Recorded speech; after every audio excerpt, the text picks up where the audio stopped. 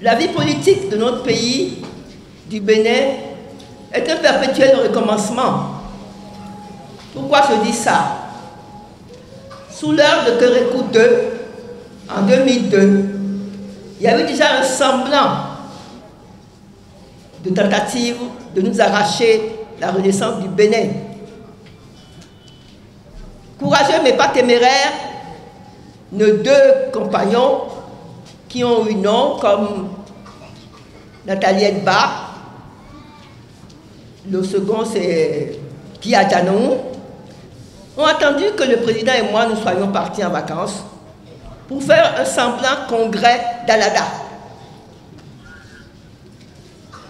Et on nous prenait la renaissance du Bénin, nous n'étions plus du tout propriétaires, si on veut. C'est une façon de parler, de la renaissance du Bénin. C'est à cette occasion qu'on a fait la connaissance de brillants et jeunes avocats du nom d'Abraham Zizilowe. Avec quelle fougue, avec quel talent magistral, il nous a défendus devant la Cour suprême pour que nous revienne notre parti, la renaissance du Bénin. J'ai donc fait la connaissance de ce monsieur et comme Dieu est grand, il s'avérait qu'il était encore, ou sa femme était ma petite nièce. Oui, les desseins de Dieu sont insondables. Et c'est ainsi que nous avons eu comme relation Abraham Zizilowe. Le même Abraham Zizilowe qui aujourd'hui prétend avec ses scribes, je ne sais pas qui prétendent qu'ils sont eux, les vrais renaissants. De mon temps, quand j'ai créé ou que je n'ai jamais vu Abraham Zizilowe comme membre fondateur. Non, je ne le connaissais pas à l'époque. Aujourd'hui, c'est lui qui, dans un état voyou, oui,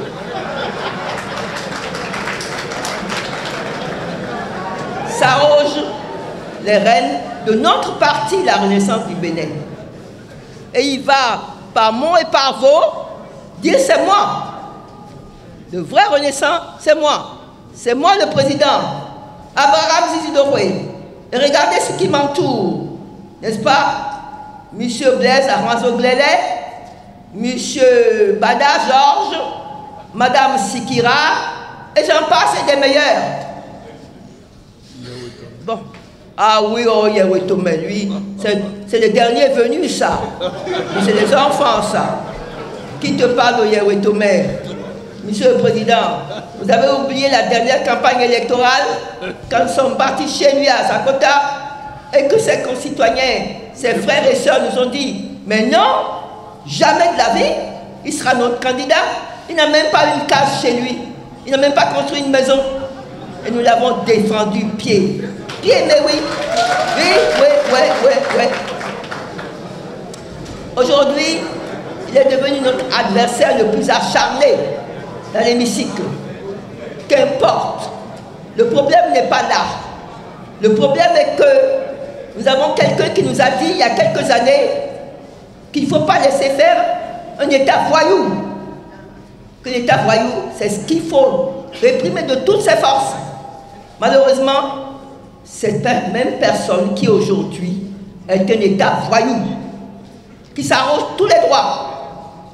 Vous branchez, on vous met en prison. Vous dites quelque chose, on bafoue. Je ne sais pas si c'est Tamignon, je ne me rappelle plus, quelqu'un a dit tout à l'heure. Les lois, notre loi fondamentale, qu'importe, M.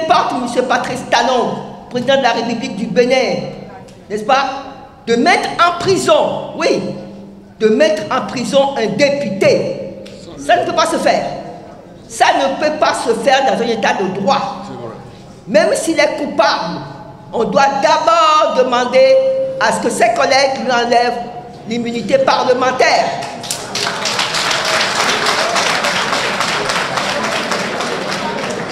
Après ça, on peut le juger. Même en flagrant délit, comme on dit, on le prend la main dans le sac, on ne peut pas non plus, n'est-ce pas, le déférer devant le tribunal. Si le Parlement est en session, ces notes-là fondamentales, ce n'est pas moi qui invente, mais M. Patrice Talon s'assoit dessus. Ça ne l'intéresse pas, ça ne le regarde pas. Il est devenu, comme lui-même dit, n'est-ce pas, il s'arrose de devenir le Dieu. C'est lui qui l'a dit, vous l'avez entendu. Il est devenu le Dieu du pays et il fait ce qui lui plaît. Ça ne peut pas continuer comme ça. La sagesse recommande que lorsque vous avez eu la possibilité de jouir de façon paisible et tranquille d'une maison qui vous a accordé l'asile, il est totalement indécent de se lever et de partir avec les clés qui donnent l'accès à cette maison en prétextant d'un droit de propriété sur l'immeuble au détriment des légitimes bâtisseurs encore présents dans la maison, qui sont en désaccord aujourd'hui avec le parti, oui. Qu'ils veuillent quitter le parti et créer leur propre formation, oui.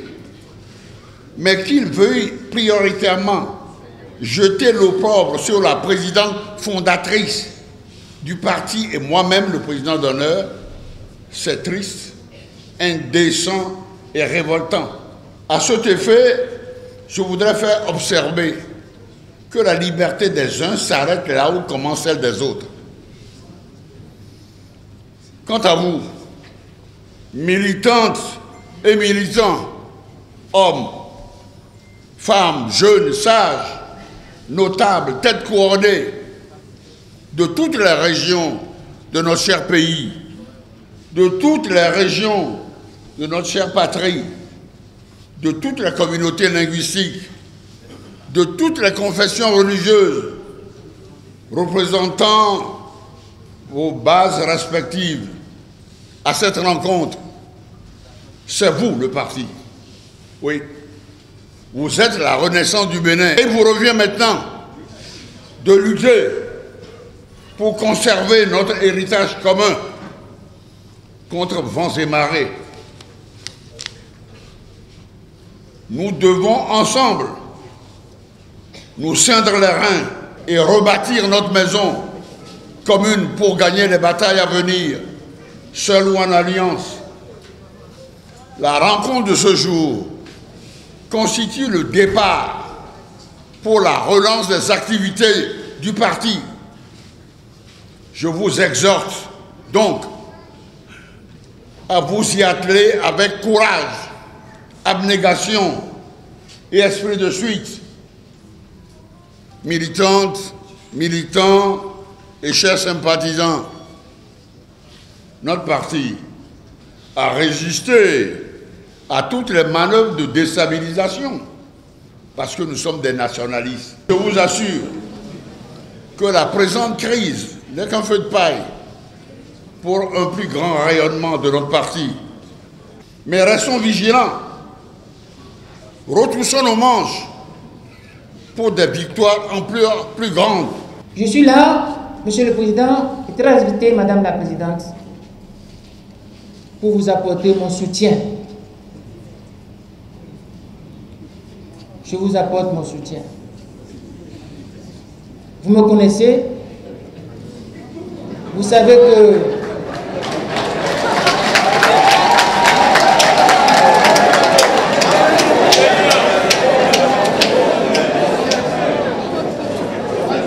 je disais que le président et la présidente me connaissent très bien. Ils savent que je fais partie des lignées des grands combattants, des descendants des grands combattants. Ils savent que je suis un homme de combat. Je ne suis pas un homme de fête, ni de jouissance. J'ai plaisir à voir les autres fêter et se réjouir. C'est un plaisir souvent pour moi, mais je ne suis pas un homme de fête ni de jouissance.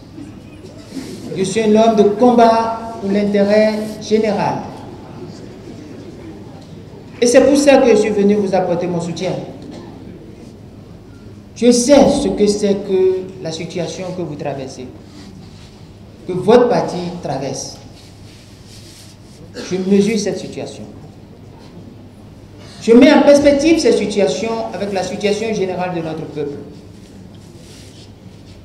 de nos populations, j'allais dire, tant ici au Bénin que les populations africaines, toute l'Afrique.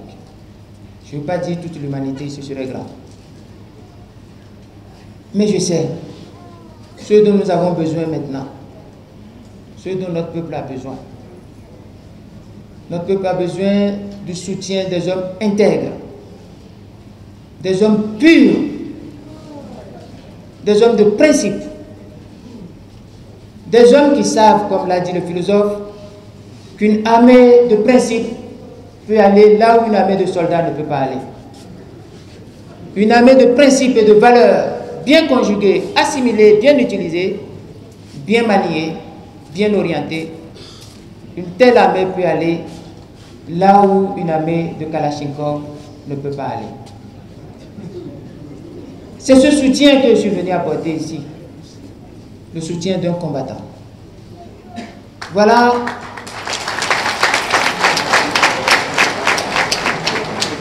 l'essentiel de mon message. Comprends qui comprendra.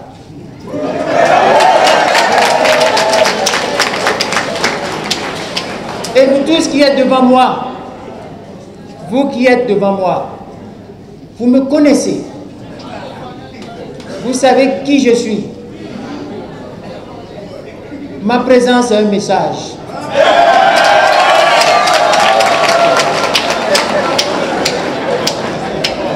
Ma présence est un message à quiconque pense mettre à genoux ce peuple. J'ai toujours gagné tous les combats.